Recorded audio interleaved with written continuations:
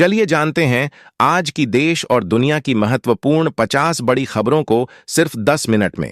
पर अभी तक आपने इस चैनल को सब्सक्राइब नहीं किया है तो सब्सक्राइब कर दें।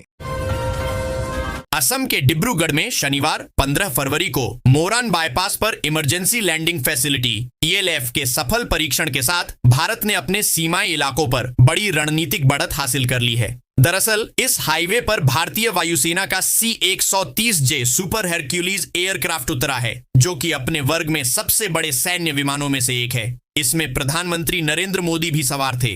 रक्षा विशेषज्ञों की माने तो भारत की ओर से जिस तरह से अब पूर्वोत्तर में भी एक हाईवे को विमानों के रनवे के तौर पर इस्तेमाल किया है, यह चीन के लिए बड़ा सिरदर्द बन सकता है।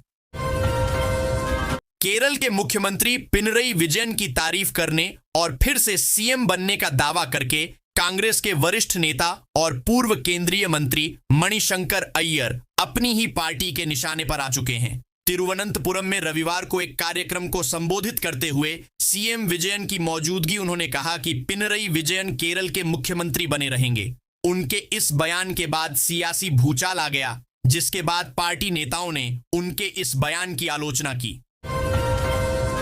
सुप्रीम कोर्ट की 9 न्यायाधीशों की बेंच 7 अप्रैल से धार्मिक स्थलों पर महिलाओं के भेदभाव के मामलों पर सुनवाई शुरू करेगी। इस मामले में प्रमुख रूप से केरल के सबरीमाला मंदिर से जुड़े मुद्दों पर ध्यान केंद्रित किया जाएगा। सुप्रीम कोर्ट ने आदेश दिया है कि सभी पक्ष अपनी लिखित दलीलें 14 मार्च तक जमा करें। केंद्र की ओर से सॉलिसिटर जनरल तुषार मेहता ने कहा कि वह सबरीमाला फैसले की समीक्षा का समर्थन करते हैं। बेंच में मुख्य न्यायाधीश सूर्यकांत, जस्टिस जॉय माल्या बागची और जस्टिस विपुल M पंचोली शामिल हैं। सूत्रों से मिली जानकारी के अनुसार यह पता चला है कि सहारा इंडिया का पैसा 5,000 करोड़ रुपया रिफंड किया गया था, जो कि सहारा इंडिया का पैसा था और उसे उच्च न्यायालय आदेश अनुसार सरकार के खाते में स्वीकारता मंत्री के खाते में ट्रांसफर करवाई गई थी, जो कि लोगों में बांटने का काम आएगा। हालांकि इतनी छोटी अमाउंट से सभी निवेशकों का रिफंड हो पाना संभव नहीं था। इसी बीच खबर यह भी निकल कर आई कि सहारा इंडिया का पैसा सेबी के पास भी कुछ पड़ा हुआ है, जो कि लगभग 25,000 करोड़ रुपए के आसपास बताया जाता है। तो कुल मिलाकर सहारा निवेशकों को भुगतान करने के लिए लगभग 30,000 करोड़ रुपए का व्यवस्था हो चुका है, जो कि रिफंड कराया जाएगा।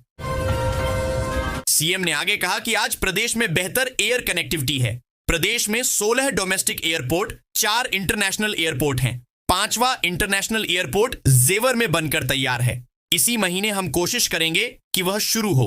प्रदेश में शिक्षा की बेहतर व्यवस्था है। टाटा टेक्नोलॉजी के साथ मिलकर ITI पर काम हुआ है। जब टीम वर्क होता है तब परिणाम आता है। आज अपराधी भयभीत है, किसान खुशहाल है, हर गांव में बिजली है। आज यूपी राम राज्य की ओर आगे बढ़ा है। अमेरिका ने कई बार यह दावा किया कि चीन ने गुप्त रूप से परमाणु परीक्षण किया है।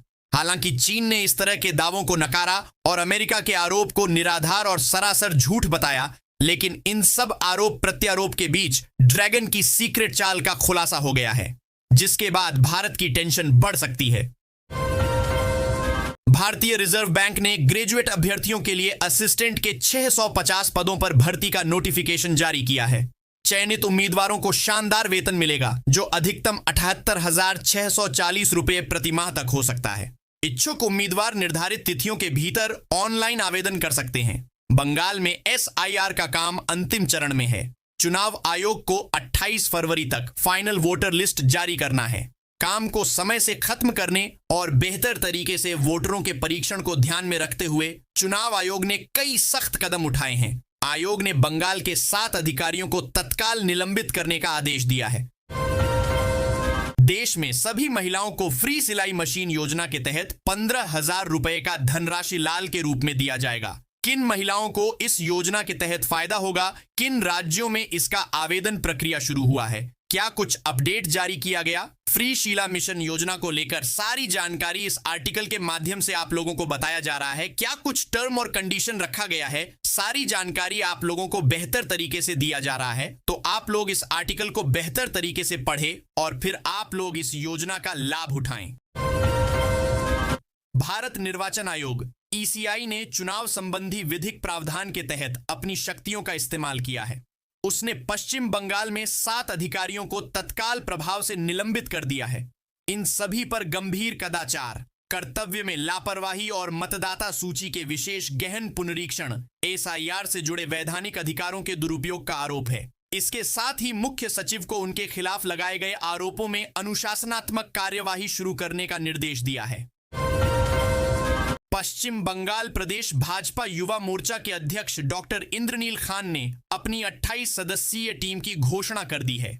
रविवार की रात डॉक्टर खान ने भारतीय जनता पार्टी के पश्चिम बंगाल प्रदेश युवा मोर्चा के ऑफिस बियरर्स की जो लिस्ट जारी की है, उसमें अध्यक्ष के अलावा 8 उपाध्यक्ष, 3 महामंत्री, 8 मंत्री, कोषाध्यक्ष, office secretary, joint office secretary, social media incharge, IT incharge, media incharge, joint media incharge और PRT इंचार्ज शामिल हैं।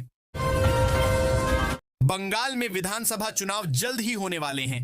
इसको देखते हुए केंद्रीय गृह मंत्री अमित शाह 18 फरवरी को फिर से बंगाल के दौरे पर आ रहे हैं। हालांकि इस बार वह नदिया जिले के मायापुर स्थित इस्कॉन मंदिर में एक विशेष कार्यक्रम में शामिल होंगे। वहीं भाजपा नेताओं का कहना है कि इस बार कोई राजनीतिक कार्यक्रम नहीं है। आदिम कुम्हार महासंघ झारखंड प्रदेश समिति की एक महत्वपूर्ण बैठक सरायकेला खरसावा में आयोजित की गई। बैठक में केंद्रीय और जिला समिति के पदाधिकारियों ने हिस्सा लिया। इस दौरान समाज से जुड़े शैक्षणिक, सामाजिक और आर्थिक मुद्दों पर गंभीर मंथन किया गया और आगे की रणनीति तय की गई।